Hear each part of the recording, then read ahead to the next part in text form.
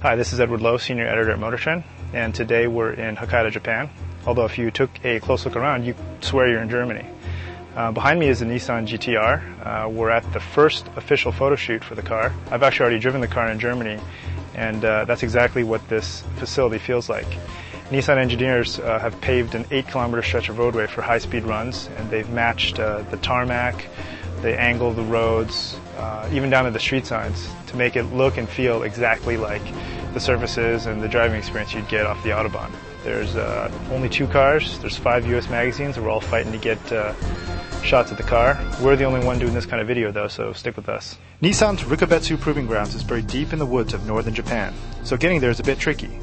After landing in Tokyo, we take another flight to a small airport in Hokkaido, and then a bus to their private facility. Once we arrived, Hiroshi Hasegawa, the GTR's chief designer, sat us down for a presentation and our first real look at his baby.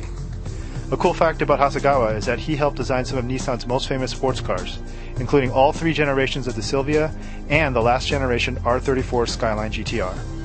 As you can see, there's a lot going on with the GTR's exterior. Nissan engineers spent a lot of time working out the aerodynamics. In fact, they say they spent over a year in the wind tunnel and managed to achieve a very low 0.27 coefficient of drag. After the presentation, Nissan staffers gave us a rundown of their proving grounds, and it's very impressive. At just over 5 miles long, Rikubetsu is Nissan's longest track in Japan, and good for speeds approaching 190 miles an hour. Because it's in the mountains of Hokkaido, Japan's northernmost island, it is also an excellent place for cold weather testing. So here's our first look at the GTR in the flesh. I have to say, one of the best parts of this reveal was how low-key everything was, particularly because of all the hype and excitement surrounding the GTR. But as you can see, when we saw it for the first time, there was no confetti, no flashbulbs popping, no speakers blaring.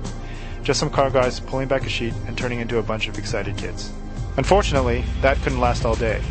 We had to shoot a lot of photos in a very short amount of time, so we pulled one of the cars out and moved it to another one of Nissan's immaculate garages.